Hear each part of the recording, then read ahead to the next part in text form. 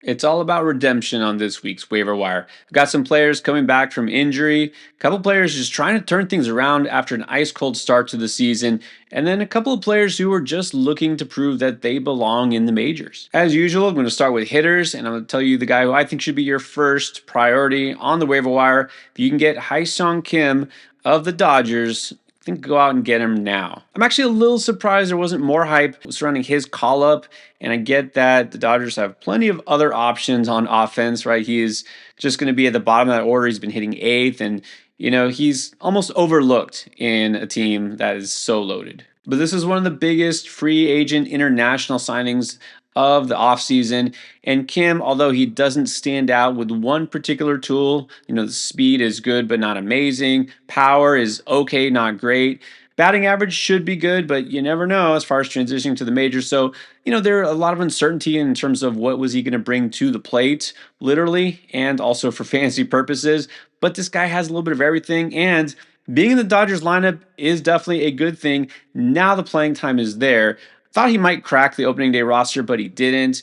But you know what? He was raking at AAA, so finally has gotten the call because, well, they've got a couple of injuries, and he is taking advantage so far. Tommy Edman was hot. He's on the IL, and so Kim has been manning second base, his natural position.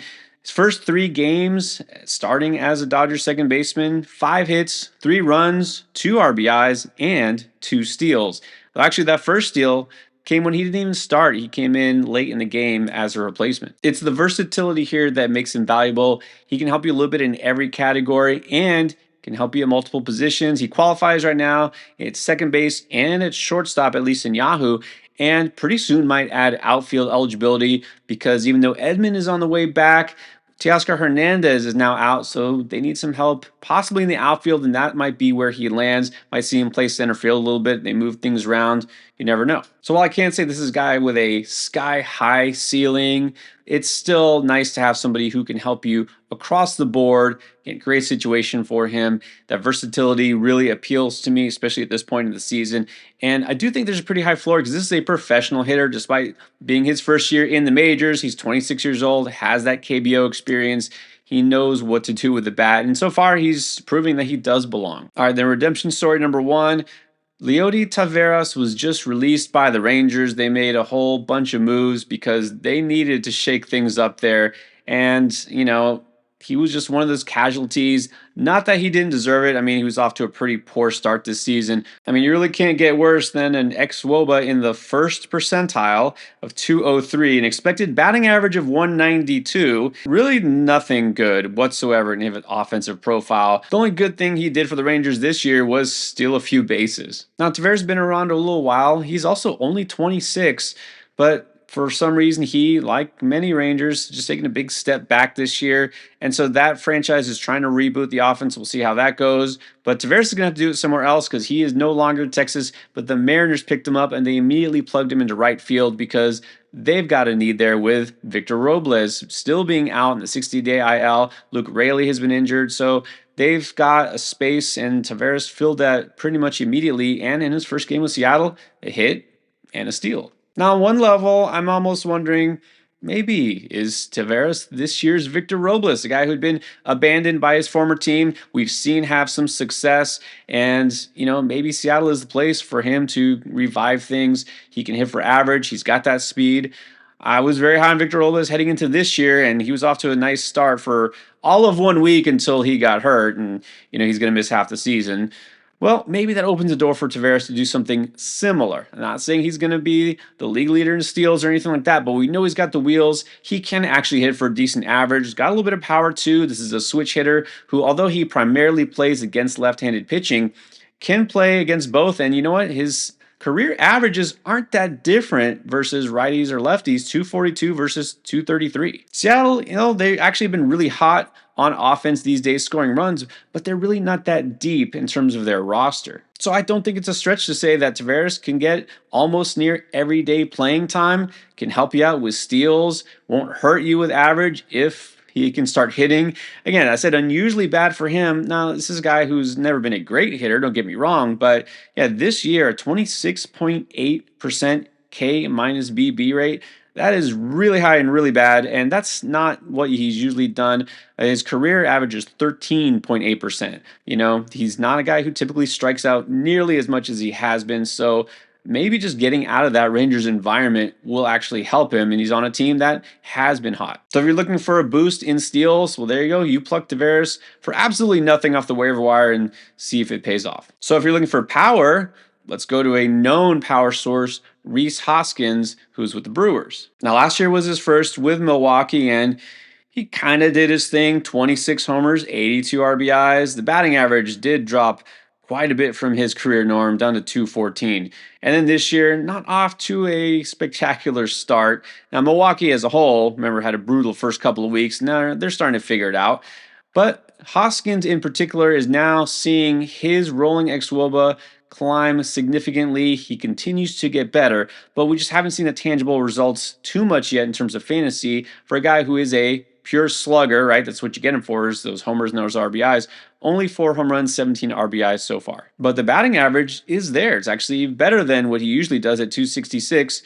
Let's do a little trade-off here, Rhys. Let's give up some of those singles and maybe some doubles and get some more home runs. How about that? Look, it can happen. His numbers right now suggest he is hitting the ball pretty well, pretty hard. Everything actually looks really good under the surface. His sweet spot launch angle percentage, 43.4%. It's in the 95th percentile, and his barrel and hard hit rate are all still pretty good. And this really should be a good spot for him, because if you look at Milwaukee, Miller Park, okay, yeah, I know it's called something else now. I don't care. It's always going to be Miller Park to me. Just like I refuse to call the Miami Stadium anything other than Marlins Park. I don't know who sponsors it these days. But although for some reason, when I think of the Astros, I still call it Minute Maid. Anyways, the point is that in Milwaukee's home ballpark, they, for right-handed batters, as Hoskins is, the last 3 years, rolling window park factor for home runs, 7th highest. This should be a great spot for him to showcase his power. And yet, only 1 home run since April 20th. So he's hitting the ball fairly well. We just haven't seen the home runs. But I think it's time. It's going to come. It seems like it's just a matter of when. All right, redemption arc number 2. Is it time for Ryan McMahon to actually finally show up? Or has it already happened? I've been ragging on McMahon for the last couple weeks because he deserves it. Look, flat out, he, for about 2 weeks, was the absolute worst hitter in all of baseball. And there's really no argument, because he didn't register a single hit for 10 straight games. Like, a 10 at bat hitless streak is bad enough for a professional player. 10 games with not a single base hit. So when the calendar flipped to May, he was hitting 147 with all of 2 homers and 4 RBIs across 102 at-bats, and a strikeout rate well north of 30%. But as soon as May came, all of a sudden, he woke up and realized the season had started, and then McMahon, in just a 2-game span, collected 7 base hits. Now, the Rockies did have a doubleheader on Thursday, and hitless in the first one and has yet to do anything in the second one. Maybe this was just a couple of games. I could be overly optimistic here, McMahon, but I figure a guy who has been pretty consistent, if not crazy exciting, the last few seasons, he cannot be that bad that long. So maybe now this is the spark. I think if you need somebody temporarily at third base to replace a Jazz Chisholm or somebody else, maybe take a bet on a guy who has the power, hits in a very nice ballpark and could be turning things around. And if he doesn't, okay, then let's just say it was a fluky weekend. Now, a higher priority ad that I think in most single catcher leagues, if you're not absolutely set with one of those few catchers who's been consistently good, not many of them, go ahead and look at Ivan Herrera, who should be back off the IL very soon for St. Louis. Might recall he got off to an amazing start just the first week of the season, hitting .381 with 4 homers just in the first 7 games of the season. Now, a lot of that came on the strength of that one game where he hit 3 homers. So we can't get carried away here, because Herrera, not really known to be a power bat. In fact, he's not really known for much of anything yet. This guy has fewer than 300 major league at-bats before this season started. So I think the book is not yet written on him, but he's a promising catcher. Look, he's shown that he can hit for average. We know that should be pretty legit, especially at that position. The power, I'm a little more skeptical on, but look, I think he can still get you in the teens, maybe up to 20 home runs if he stays healthy the rest of the season. and he will be out there most days. Now, I do also want to say what I said earlier in the season. He won't be out there every day because Pedro Pajes, who had been filling in for him this whole time and has done a pretty decent job, will still be there. But that said, how many catchers outside of those few special ones are going to be out there on a near everyday basis? So Herrera is still very useful in your single catcher leagues. I should also mention here, though, and to squeeze in another option, Augustin Ramirez. Remember, everyone was all hot to add him when he got called up, and he got off to an amazing start for about 3 or 4 days.